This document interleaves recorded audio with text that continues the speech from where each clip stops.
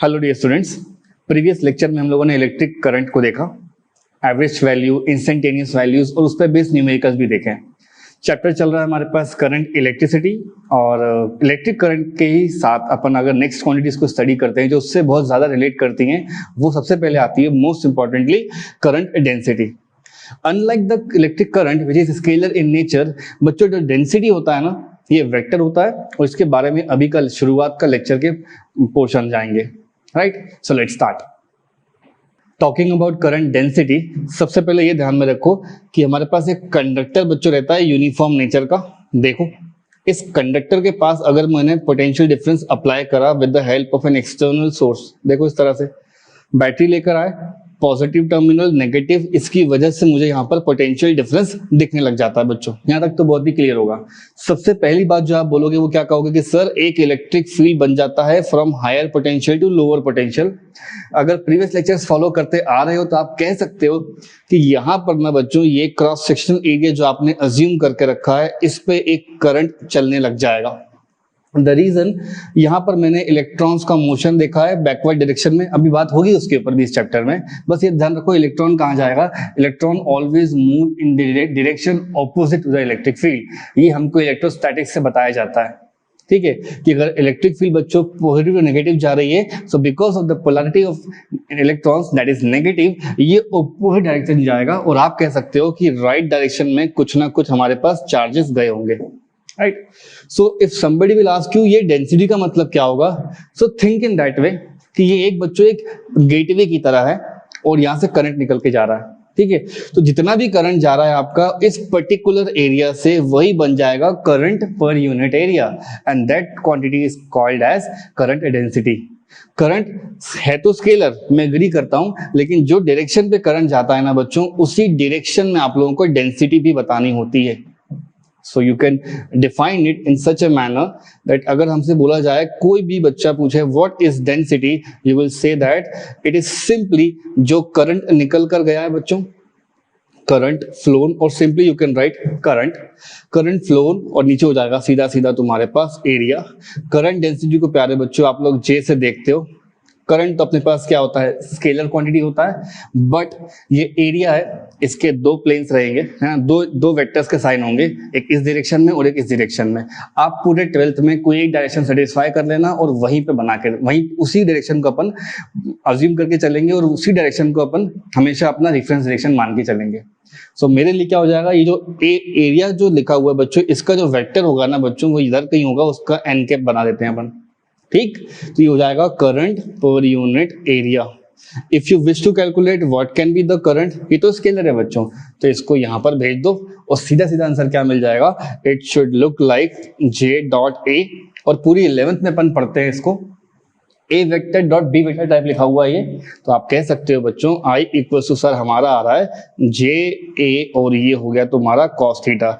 इससे क्या क्या होने वाला है मैं भी आपको डिस्कस करूंगा, बट ये ध्यान रखो कि कोई पूछता है what is density, so we will define it such a manner that, सीधा सीधा लिख दो उसको, करंट, ठीक है, फ्लोन पर यूनिट एरिया, दैट्स इट।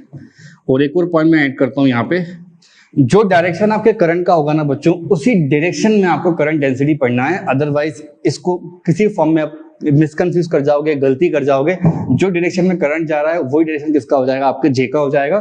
तो मैं लिख देता हूं current density has the same direction as the current. All right, ये होगा मेरे दो पॉइंट्स। ये वेक्टर होता है, इसको भी लिख लो, तो current density is a vector, ठीक है, quantity. Current density is a vector quantity. All right, तो देखो बच्चों, करंट डेंसिटी को थोड़ा और डिटेल में अपन स्टडी करते हैं। अभी तक क्या कहता है current density, current per unit area, right, I divide by A, लेकिन ये बहुत ज्यादा स्टैंडर्ड मीनिंग इसका लिखा हुआ है। आपको पेपर में ना कुछ इस तरह से बातें बोली जाएंगी, जब जब आपका करंट यूनिफॉर्म होगा, है ना, व्हेन यूनिफॉर्म करंट, ध्यान दें बोर्ड पे, व्हेन यूनिफॉर्म करंट फ्लोज। तो आपको एक बात ध्यान रखनी है कि बच्चों ये जो कोई भी प्लेन होता है ना इस तरह से क्रॉस सेक्शनल प्लेन, उस पर से कांस्टेंट करंट फ्लो कर रहा होता है, उसकी वैल्यू आई होती है। ऐसे केसेस में आपको क्या करना है, जे को सीधा सीधा लिख देना है कि सर आई बाय ए जो आपने पढ़ा है वो लिख दो।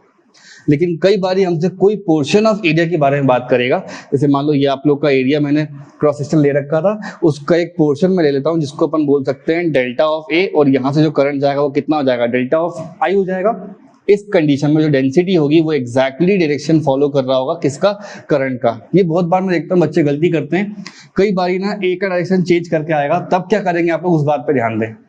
सो एज सिंपल एज दैट, अगर आपके पास जे आई बाय ए है तो सीधे सीधा मतलब क्या बन जाएगा, डेल्टा आई बाय डेल्टा है। इस चीज को बच्चों ज्यादा आप फ्रीज करके रखो, अगर ये वेक्टर है तो यहाँ पे ये वेक्टर होगा।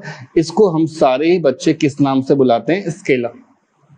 तो जब करंट किसी क्रॉस सेक्शन से निकल के जाता है तो करंट पर यूनिट एरिया बच्चों आपको क्या मिल जाता है, करंट डेंसिटी।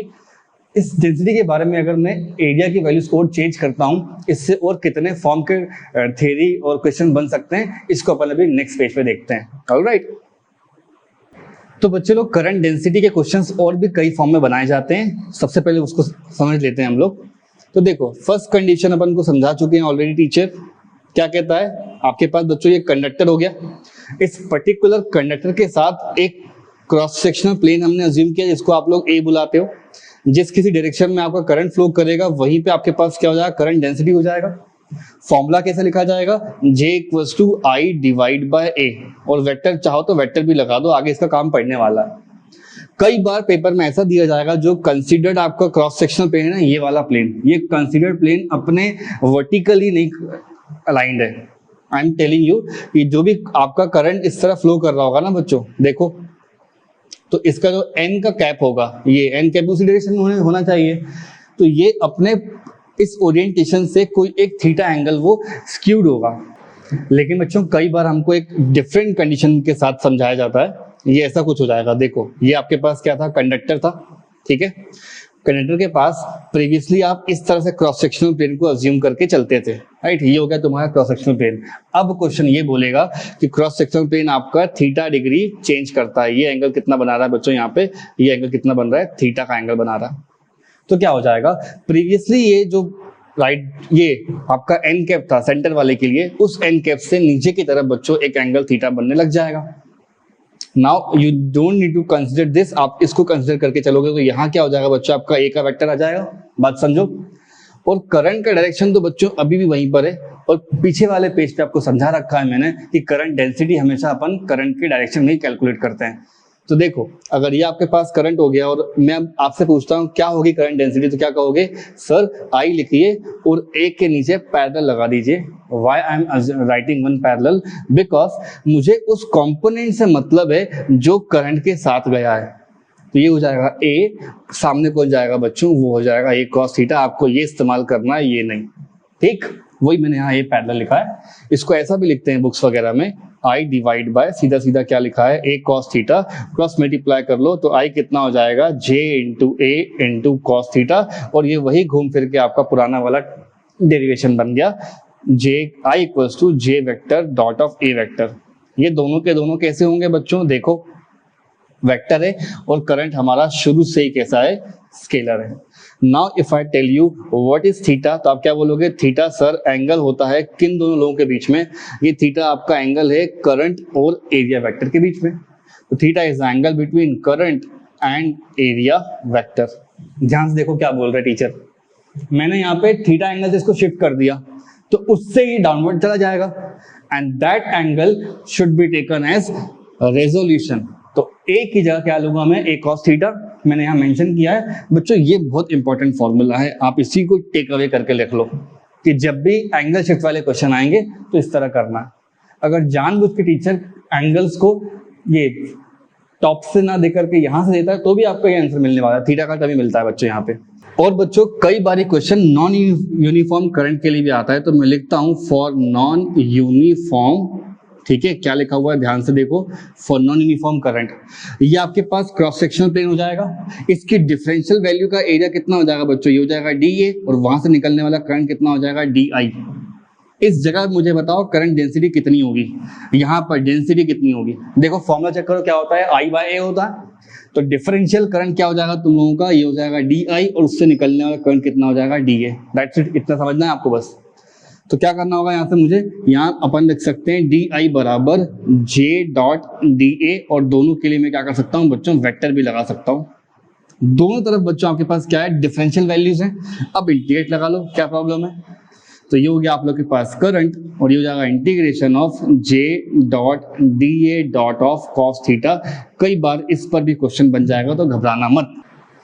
और इसी डेरिवेशन को बच्चों आप किसी और फॉर्म से भी डिफाइन कर सकते हो, मैं इसको लिख कर दे देता हूं आपको, कोई बड़ी चीज नहीं है, ठीक है बच्चों। ये डेरिवेशन आप लोग और ऐसे भी सॉल्व कर सकते हो। देखो मान लेते हैं कि जो एरिया है वो आपके पास डेल्टा ए है और इससे जो करंट निकल के गया वो कितना हो जाएगा, डेल्टा आई। तो क्या दिख रहा है बोलो, डेंसिटी ये हो जाएगा sir delta I divide by delta of A. But अगर बोलो मुझे डिफरेंशियल वैल्यू के बारे में बताओ तो क्या करना होगा आप लोगों को, आप जे लिख सकते हो और बोल सकते हो सर वहां पर आप लिमिट लगा के डेल्टा ए को ना टेंड्स टू 0 कर दीजिए, है ना। This can also be one derivation also. किसके लिए करना है बच्चों, ऊपर क्या लिखा हुआ है delta I divide by delta A, आप लिख सकते हो सर यहां से मिल गया हमको D I divide bye D A. ये तो मैंने आपको लॉजिकल लिख के दिया, यहाँ पे ऐसे सॉल्व कर सकते हो, ठीक है। यहां से भी ये तो एक फॉर्मूला बन ही रहा है बच्चों, इसको क्रॉस मल्टीप्लाई कर लो तो क्या हो जाएगा, D I equals to Z dot D A, वहां से मिला लो, ठीक। तो इंटीग्रेट करते ही तुम लोगों को सारी बातें मिल जाएंगी बच्चों। ये दोनों टर्म्स क्या होते हैं, वेक्टर के होते हैं, ठीक। तो यहां मुझे दिख रहा है आई इक्वल्स टू इंटीग्रेशन ऑफ जे ए और यहां आ गया आप लोगों का एक कॉस थीटा। बस ये चीज ध्यान रखनी है, कुछ न्यूमेरिकल्स कर लेंगे तो टॉपिक आपका कंप्लीट हो जाएगा। All right.